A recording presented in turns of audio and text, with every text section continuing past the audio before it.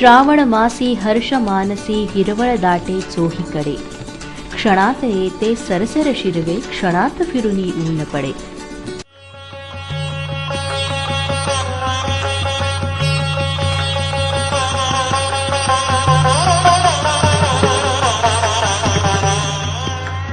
या कार्यक्रमाचे प्रायोजक आहेत माननीय काशीनाथ पाटील, पनवेल पंचायत समितीचे माजी सभापती, माननीय सुरेश नारायण भोईर, संचालक कृषी उत्पन्न बाजार समिती पनवेल, माननीय बबन मुकादम, सदस्य ग्रामपंचायत भातानपाडा, माननीय परशुराम माळी, अध्यक्ष यशोदित क्रीडा मंडळ आजिवली.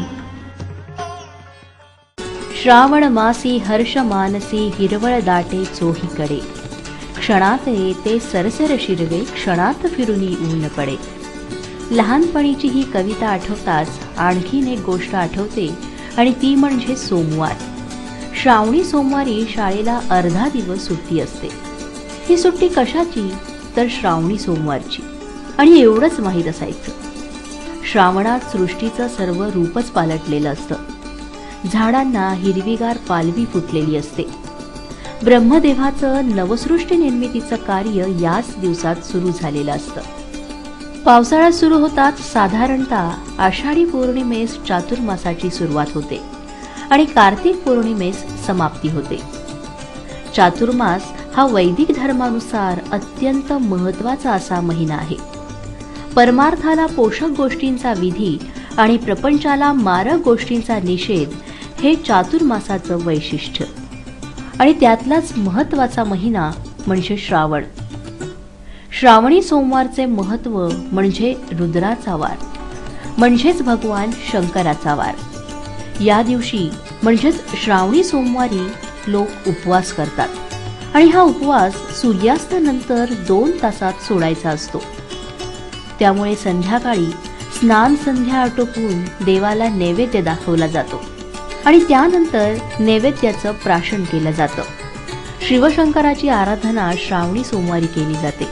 म्हणूनच देवांचाही देव महादेव अशा या सर्व शक्तिमान शंकराविषयी आपण जाणून घेऊया.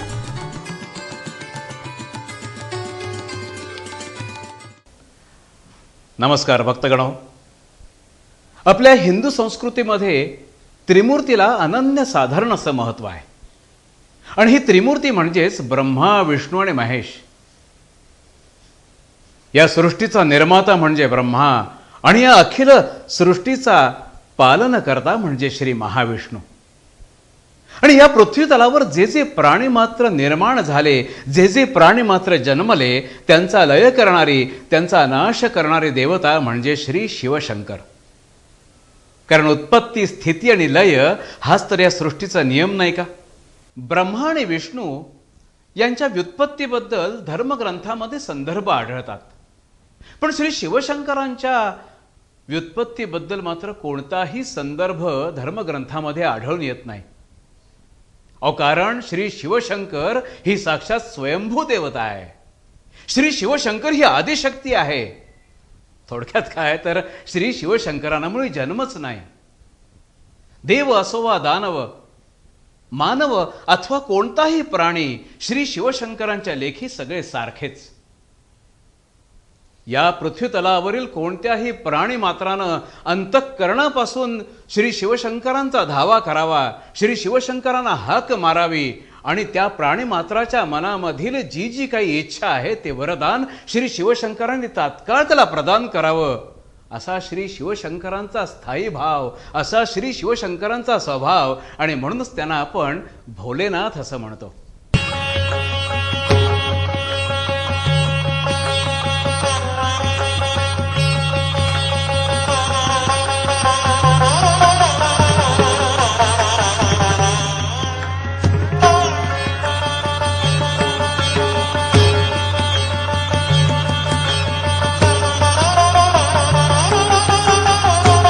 भगवान शंकरांना प्रसन्न करून घेऊन पृथ्वी, आकाश आणि पाताळ या तीनही लोकांवरती अधिराज्य गाजवणाऱ्या अनेक असुरांच्या दंतकथा आपल्याला पुराणामध्ये पाहायला मिळतील. अहो, लंकाधिपती रावणाला तर श्री शिवशंकरांनी आपला आत्माच प्रदान केला होता, पण अति अहंकारामुळे रावण मातला आणि रामरूपानं त्याचं दहन झालं. आपण मंदिरामध्ये गेलो, श्री शिवशंकराच्या मंदिरामध्ये गेलो की सर्वात प्रथम आपण त्या नंदीला नमस्कार करतो. अहो, नंदी म्हणजे बैल, सर्वसामान्य बुद्धिमत्तेचा एक प्राणी असं आपण मानतो. पण मित्रांनो, भगवंताला किंवा भगवत ज्ञानाला आपण डोक्यावरून घेऊन गेलात ना, तर सामान्य बुद्धिमत्तेचा बैल म्हणजेच नंदी सुद्धा भल्या भल्या विद्वानांची मती गुंग करू शकतो. अहो, ज्ञानाची देवता म्हणजे साक्षात श्री शिवशंकर, त्या शंकराचं वहन करणारी अर्थात त्या शंकराचं वाहन असणारा तो नंदी. आणि म्हणूनच त्या नंदीला आपण शंकराच्या मंदिरात गेल्यानंतर सर्वप्रथम प्रणाम करतो. श्री शिवशंकरांच्या भव्य मूर्तीकडे आपण पाहिलं की कळत नकळत आपलं देहभान आपण विसरून जातो, आपली तंद्रीच लागते. श्री शिवशंकरांच्या हातातला त्रिशूळ पाहिला की 3 शक्ती आपल्याला दिसू लागतात: ज्ञान, आकांक्षा आणि क्रिया. अहो, संहारक अशी शक्ती असणारा हा त्रिशूळ भगवान शंकरांच्या हातामध्ये शोभून दिसतो. भक्तगणो, संस्कृत मध्ये संहार या शब्दाचा अर्थ खर तर सजावट किंवा शृंगार असाही आहे बरं का. सर्जन आणि विसर्जन या दोन्हीच्या क्रियेमधून या सृष्टीची, सुंदर सृष्टीची निर्मिती होत असते, नाही का. शंकराच्या जटेमध्ये दिसतो तो गंगेचा चेहरा. आत्मिक उन्नती आणि ज्ञान याचं वहन एका पिढीकडून दुसऱ्या पिढीकडे नेण्याचं प्रतिकात्मक स्वरूप म्हणजे ही गंगा. शंकराच्या कपाळी विजेचा चंद्र म्हणजे कर्मयोगाचं प्रतीक.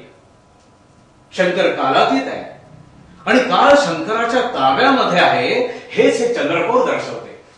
शंकराचा तिसरा डोळा म्हणजे अतींद्रिय शक्ती, शिवशक्ती. एकदा बरं का, महाविष्णू श्री शिवशंकराच्या पूजनाकरता बसले होते. महाविष्णूला शिवशंकराला सहस्र कमळ वाहायची होती. 999 कमळ शिवशंकरांच्या पिंडीवर वाहून झाली आणि महाविष्णूंच्या लक्षात आलं की एक कमळ कमी पडत आहे. महाविष्णूने विचार न करता तात्काळ आपलं नेत्रकमळ काढून त्या पिंडीवरती वाहिलं. भक्त हो, खरं तर हे रूपक आहे. अहो, महाविष्णू म्हणजे प्रेमाची देवता आणि शिवशंकर ही ज्ञानाची देवता. श्री शिवशंकरांना महाविष्णूंचा डोळा मिळाला याचाच अर्थ प्रत्येक ज्ञानवंतानं अत्यंत प्रेमानं या सृष्टीकडे पाहिलं पाहिजे. डमरू म्हणजे ज्ञानाचा उद्गाता, 52 अक्षरांचे मूलध्वनी आणि 14 माहेश्वर सूत्रांच्या रूपानं वर्णमाला तयार झाली. आणि महर्षी पाणिनींना त्यांच्या व्याकरणाचा मूल मंत्र या डमरूच्या ध्वनीतूनच सापडला असंही मानलं जातं. भगवान शिवशंकर आपल्या गळ्यामध्ये अनेक सर्पांना सहजगत्या खेळवतात. अहो, सर्प, साप हे विषयाचं प्रतीक आहे. काम, क्रोध, लोभ, मोह, मद आणि मत्सर हे विकार काही जाणारे नाहीत. पण ह्याच विकारांचं जर उदात्तीकरण केलं तर ते बाधक होत नाहीत. अहो, जो ज्ञानवंत माणूस असतो ना, तो सर्पासारख्या जहरी माणसाकडून सुद्धा अत्यंत उत्तम असं कार्य करवून घेऊ शकतो आपल्या ज्ञानाच्या बळावर. आणि श्री शिवशंकर हे तर ज्ञानाचे उद्गाते, ज्ञानाची देवता. आणि म्हणूनच श्री शिवशंकर आपल्या गळ्यामध्ये सर्पासारखे जहरी विषय असणारे प्रतीक आपल्या गळ्यामध्ये, आपल्या शरीरावरती सहजगत्या खेळवू शकतात. शिवशंकरांच्या गळ्यातील रुद्राक्षांच्या माळा हे शुद्धता आणि एकाग्रतेचं प्रतीक आहे. तर असा हा शिवशंकर आपला भोले सांब, भोलेनाथ चराचरामध्ये आहे, अमूर्त रूपामध्ये आहे, प्रत्येक बिंदू मात्रामध्ये आहे. भक्तगण हो, श्री शिवशंकराला विशिष्ट असं रूप नाही आणि म्हणूनच तो प्रतिकात्मक अशा शिवलिंग रूपामध्ये राहतो. या अमूर्त रूपातील शिवलिंगाची पूजा ही सर्व पूजांमध्ये अत्यंत श्रेष्ठ अशी मानली गेलेली आहे. भक्तगण हो, चारित्र्याच्या उत्तुंग आणि धवल शिखरावर बसलेला, ज्ञानगंगा ज्याच्या जटेमधून वाहते असा तो शिवशंकर. अहो साधेपणा हाच ज्याचा शृंगार, विभूतीला जो आपलं वैभव मानतो, कर्मयोगाचं प्रतीक असणारी असा हा कर्मयोगी शिवशंकर. अहो ज्याने बालेंदूला आपल्या शिरावरती धारण केलंय, जगाच्या रक्षणासाठी समुद्र मंथनातून निघालेला हलाहल ज्यानं प्राशन केलं, असा हा शिवशंकर कल्याण आणि ज्ञान याचं मूर्तिमंत प्रतीक म्हणजे श्री शंभू महादेव. त्या शिवशंकराला, त्या सांब सदाशिव भोलेनाथाला आमचे कोटी कोटी प्रणाम.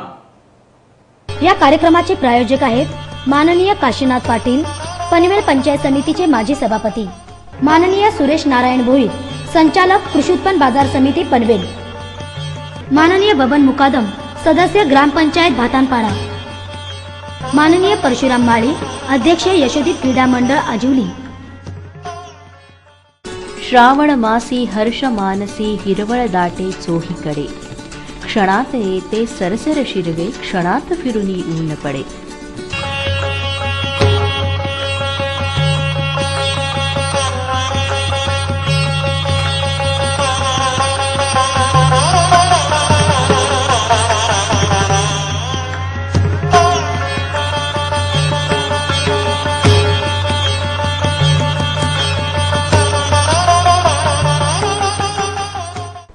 नमस्कार. आत्ताच आपण महादेवाचं दर्शन घेतलं आणि त्याविषयीची माहिती जाणून घेतली. आता मी आपल्याला सांगणार आहे सोमवारची शिवामुठीची कहाणी. 8 पाट नगर होतं. तिथं एक राजा राहत होता. त्या राजाला 4 सुना होत्या. 3 आवडत्या होत्या तर 1 नावडती होती. आवडत्या सुनांचं मात्र तो अगदी चांगला प्रतिपाळ करीत असे. पण नावडत्या सुनेस खायला उष्ट, नेसायला जाडं भरडं, राहायला गुरांचं बेडं आणि गुराख्याचं काम दिलं होतं. पुढे सरता सरता दिवस गेले आणि श्रावण महिना आला. पहिला श्रावणी सोमवार आला. नावडती रानात गेली. तिथं तिला नागकन्या आणि देवकन्या यांची भेट झाली. नावडतीने विचारलं, बाई बाई तुम्ही कुठे जाता? त्या म्हणाल्या, आम्ही महादेवाच्या देवळात जातो, शिवामूठ वाहतो. त्यांनी काय होतं? इच्छित कार्य सिद्धीस जातात, संतान प्राप्ती होते, नावडती व्यक्ती आवडती होते, आपल्या मनातल्या इच्छा आकांक्षा पुऱ्या होतात. त्या म्हणाल्या, पण तू कोण आहेस? ती म्हणाली, मी राजाची सून आहे, मला पण तुमच्याबरोबर देवळात यायचे. नावडती त्यांच्याबरोबर देवळात गेली. नागकन्या देवकन्या वसा बसू लागल्या. नावडती म्हणाली, काय गो बायांनो, वसा बसता? हो, आम्ही शिवामुठीचा वसा बसतो. त्या वशाला काय करावं?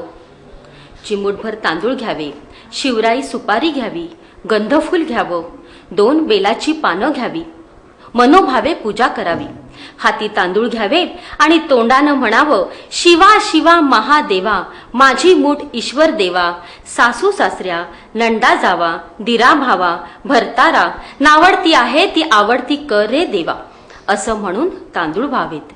संध्याकाळपर्यंत उपवास करावा. उष्ट माष्ट खाऊ नये, दिवसा निजू नये. उपवास नाही निभावला तर थोडंसं दूध प्यावं. संध्याकाळी परत आंघोळ करावी, देवाला बेल व्हावा आणि उपास सोडावा. हा वसा 5 वर्ष करावा. श्रावणातल्या पहिल्या सोमवारची शिवामूठ असते तांदळाची, दुसरी तिळाची, तिसरी मुगाची, चौथी जवाची आणि 5वा सोमवार आलाच तर सातूची शिवामूठ घ्यावी. पहिल्या सोमवारी नागकन्या आणि देवकन्या यांनी सामान स्वतः आणून नावडतीस दिलं आणि दुसऱ्या सोमवारी मात्र तिला घरून आणावयास सांगितलं. त्या दिवशी तिने मनोभावे पूजा केली. संपूर्ण दिवस उपवास केला.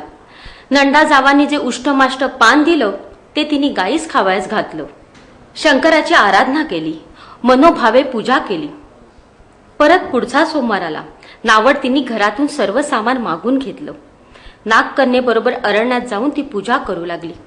म्हणाली, शिवा शिवा महादेवा, माझी शिवामूठ ईश्वरा देवा, सासू सासऱ्या, नंदा बावा, दिरा जावा, भरतारा, नावडती आहे ती आवडती कर रे देवा, असे म्हणून तिने शिवामूठ वाहिली. संपूर्ण दिवस उपवास केला. शंकराची आराधना केली. संध्याकाळी सासू सासऱ्यांनी तिला विचारलं, नावडते, तुझा देव आहे तरी कुठे? ती म्हणाली, माझा देव फार लांब आहे, वाट कठीण आहे, वाटेत काटे कुटे आहेत, साप वाघ आहे, तिथं माझा देव आहे. परत पुढचा सोमवार आला. नावडतीने पूजेचं सर्व सामान घरातून घेतलं आणि ती पूजा कराव्यास निघाली. नावडते, तुझा देव दाखव, असं म्हणत घरातली सर्व माणसं तिच्या मागे जाऊ लागली. नावडतीला सराव होता, तिला काहीच वाटलं नाही. पण घरातल्या माणसांना काटेकुटे पुष्कळ लागले, खूप त्रास झाला. त्यांना नावडतीची दया आली. आजपर्यंत रानात कशी येत असेल कोणास ठाऊक.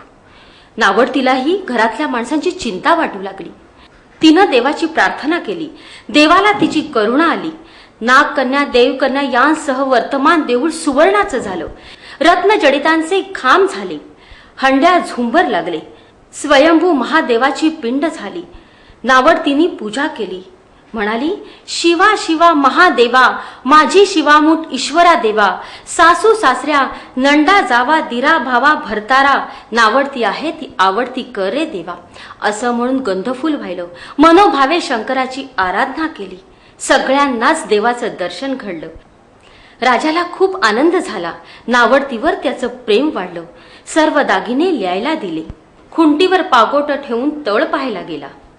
नावडतीची पूजा झाली. घरातील सर्व माणसं बाहेर आली. इकडे देऊळ अदृश्य झालं.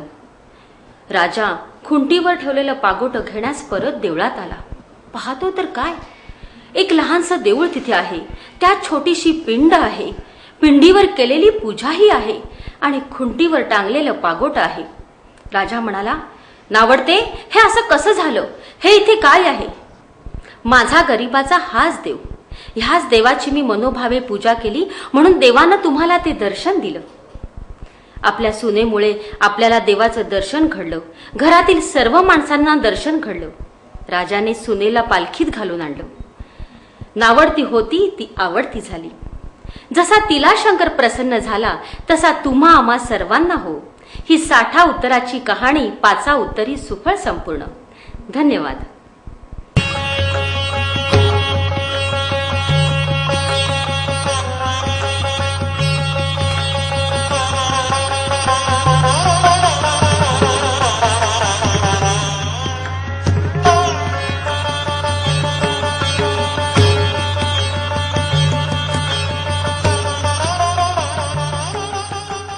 या कार्यक्रमाचे प्रायोजक होते माननीय काशीनाथ पाटील, पनवेल पंचायत समितीचे माजी सभापती, माननीय सुरेश नारायण भोईर, संचालक कृषी उत्पन्न बाजार समिती पनवेल, माननीय बबन मुकादम, सदस्य ग्रामपंचायत भातानपाडा, माननीय परशुराम माळी, अध्यक्ष यशोदीप क्रीडा मंडळ आजिवली.